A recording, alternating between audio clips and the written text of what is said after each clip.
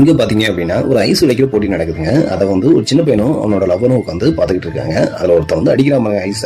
ஆனா உடையில பாதி தான் உடைஞ்சிருக்கு. அதை பார்த்துட்டு அந்த பையன் அந்த பொண்ணு என்ன சொல்றான், ஆக்சுவலா இதெல்லாம் ஒரு டெக்னிக், அந்த டெக்னிக்ல வச்சு அடிச்சாதான் அது உடையும் அப்படின்னு சொல்றாப்ல.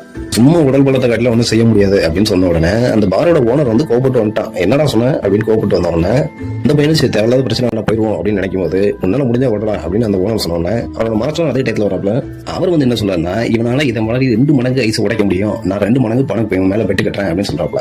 ஆனா அந்த பையனுக்கு அதுல விருப்பமே இல்லை. நான் கிளம்புறேன் அப்படின்னு சொல்லும்போது ஒரு ஊர்ல உள்ள பெரிய பணக்காரன் வந்து அவனை வெறுப்பேற்ற மாதிரியும் அவனை மாஸ்டர் வெறுப்பேற்ற மாதிரியும் பேசி அவனும் பெட்டு கட்டுறான். உடனே அவன் என்ன பண்றாப்ல அப்படின்னா, சரி நம்ம யாரும் கட்டுவோம் அப்படின்னு 2 மடங்கு படிக்கட்டி வைங்க நான் உடைக்கிறேன் அப்படின்னு தயாராயிட்டாப்ல. ஒரே அட்டில என்ன பண்றன்ற மட்டும் பாருங்க. அவ்வளவு படிக்கட்டியும் சும்மா சரியா நோக்கி இருந்துட்டாப்ல.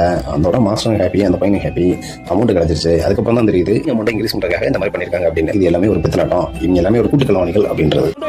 சின்ன சேனல் எதா இருந்தாலும் அது கொஞ்சம் ஆதரவு கொடுங்க.